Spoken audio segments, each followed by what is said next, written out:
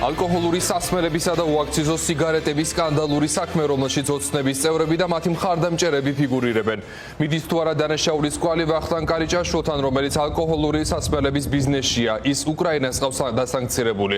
სანქციები კონკრეტულად კარიჭაშვილისა და ბიძინა ივანიშვილის დეიდაშვილის, უჩა მამაცაშვილის ბიზნეს კავშირებს ეხება, რომელიც თავის მხრივ უკრაინაში ასევე სანქცირებულთა სიაშია. დაკავებულებს ბრალი უკვე წაუყენეს, 7 პირი ახლა სასამართლოს მოლოდინშია. ნუცა ბახუტაშვილი განაგზობს საუბარს პირდაპირ ეთერში, ნუცა გისმენთ. დიახ, გიორგი, გორელი ბიზნესმენების დაკავების პირველივე წუთიდან მთავარი შეკითხვა იყო თუ ვინ მფარველობდა გორში წლების განმავლობაში ქალაქის ცენტრში მოქმედ არალეგალურ ქარხანას, რომელიც წლების განმავლობაში ასევე არალეგალურად გამოიმუშავებდა მილიონობით თანხას. ფორმულას წყაროს ცნობით ბორის გოგიჩაიშვილმა გორის საკრებულოს წევრმა ითანამშრომლა გამოძიებასთან და მან დაასახელა ვახტანგ კარიჭაშვილი. თითქოს ვახტანგ კარიჭაშვილი ბორის გოგიჩაიშვილის იყო პირი, რომელსაც ნედლეული სპირტი შეჰქონდა ამ ქარხანაში. ვახტანგ კარიჭაშვილი თავის მხრივ გორის მუნიციპალიტეტის საკრებულოს თავმჯდომარის დავით რაზმაძის დისქმარი არის, ის ბიზნესმენი არის, აქტიურად არის დაკავებული სამეწარმეო საქმიანობით, მათ შორის არის უჩა მამაცაშვილის, ბიძინა ივანიშვილის, დეიდაშვილის ბიზნეს პარტნიორი, ორივე მათგანი უკრაინის მიერ არის სანქცირებული.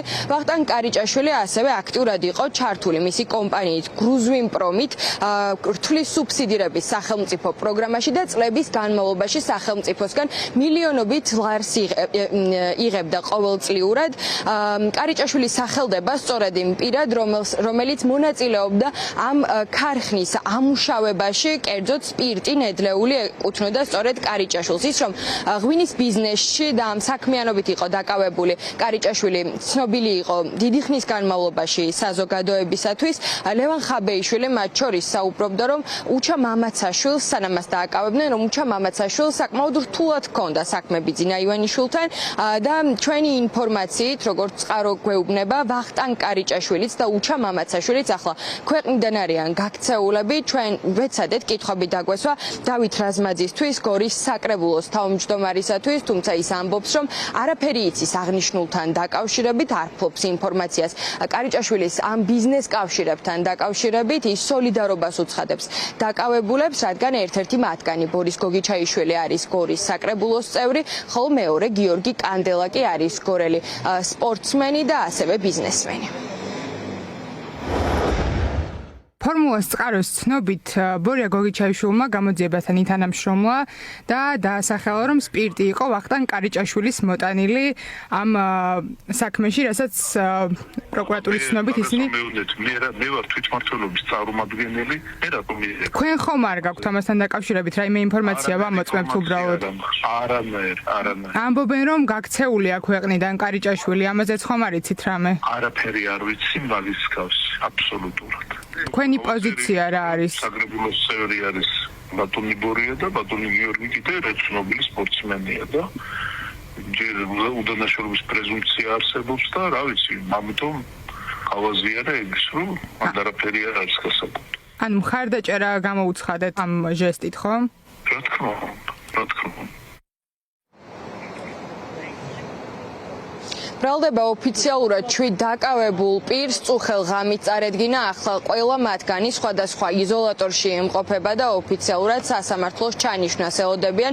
სასამართლო პროცესი თბილისის საქალაქო სასამართლოში უნდა გაიმართოს და აღკვეთის ღონისძიების შეფარდების საკითხზე უნდა იმსჯელოს მოსამართლემ, როგორც დაკავებულების ადვოკატების ნაწილი ჩვენთან საუბრისას აცხადებენ, მათ შორის გიორგი კანდელაკის უფლებადამცველიც. გიორგი კანდელაკს აღნიშნულთან დაკავშირებით საერთოდ არ აქვს შემხებლობა, ის არც ამ ბიზნესს ფლობდა, მას აქვს მხოლოდ ლეგალური ბიზნესები, რაც საზოგადოებისთვის არის ცნობილი. ასევე დანარჩენი დაკავებულების ადვოკატებიც ამბობენ, რომ მათ დაცვის ქვეშ მყოფებს შემხებლობა უკანონო ბიზნეს საქმიანობასთან არ ჰქონიათ და არანაირი კავშირი იმ პირებთან, რომლებიც სათავეში ედგნენ არალეგალურ ბიზნესს. საუბარი არის ალკოჰოლისა და უაქციზო სიგარეტის წარმოებაზე უპრეცედენტო დიდი რაოდენობით ალკოჰოლი და სიგარეტი იქნა ამოღებული ქარხანიდან, როგორც პროკურატურამ ოფიციალური განცხადება გაავრცელა, ის მიწა, რომელზეც ქარხანა იდგა და მუშაობდა, იჯარით ჰქონდათ აღებული.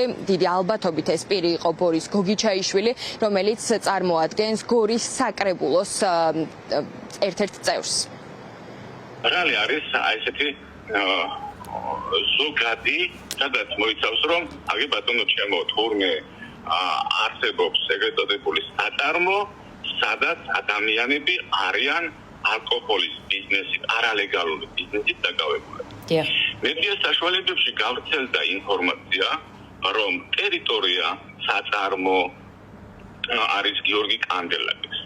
რაც სრული პასუხისმგებლობით მინდა განვაცხადო და საზოგადოებას პირველ რიგში განვაცხადო, რომ ეს არ შეესაბამება სიმართლეს. ბატონი გიორგი ოცნებასთან დაახლოებული პირი იყო და წლების განმავლობაში ეს ღია იყო. ჩნდება გონივრული ეჭვი, რომ რაიმე დაპირისპირება ხომ არ მოხდა, ხომ არ არის მსხვერპლი გარემოებების. პოლიტიკურ სართულს თუ ხედავს თვითონ ამ საქმიდან გამომდინარე და რას უკავშირებს დაკავებას? მით უმეტეს იმ ფონზე, როდესაც ამბობთ, რომ მისი ბრალეულობა რეალურად არ იკვეთება.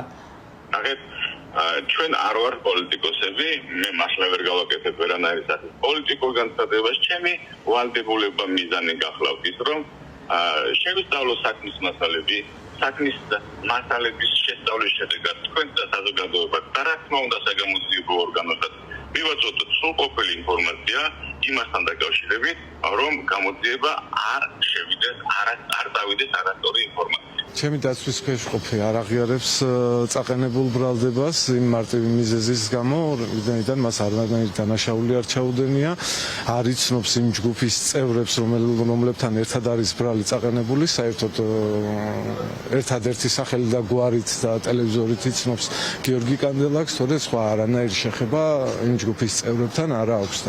ახლა იქითაც ნამდვილად ვერ ვისაუბრებ, მაგათ ბრალეულობაზე შეიძლება ისინიც უდანაშაულოები არიან, მაგრამ ჩემი დაცვის ქვეშ ყოფის საერთოდ ამათთან კავშირში არ არის. საქართველოს პროკურატურამ ორგანიზებული ჯგუფის მიერ განსაკუთრებით დიდი ოდენობით საქონლის აქციზური მარკის გარეშე გამოშვებისა და შენახვის, ასევე სხვისი სასაქონლო ნიშნისა და რეგისტრირებული საფირმო სახელწოდების უკანონოდ გამოყენებით საქონლის წარმოების ფაქტებზე 7 პირს ბრალდება წარუდგინა. ფინანსთა სამინისტროს საგამოძიებო სამსახურის მიერ ჩატარებული გამოძიებით დადგინდა, რომ ბრალდებულებმა 2022 წლიდან ფინანსური სარგებლის უკანონოდ მიღების მიზნით ჩამოაყალიბეს ორგანიზებული დანაშაულებრივი ჯგუფი. ჯგუფის წევრების განზრახვა მოიცავდა აქციზურ მარკას დაქვემდებარებული განსაკუთრებით დიდი ოდენობით ღირებულების ალკოჰოლური სასმელების დამზადება შენახვას და მისი შემდგომი რეალიზაციით მატერიალური სარგებლის მიღებას.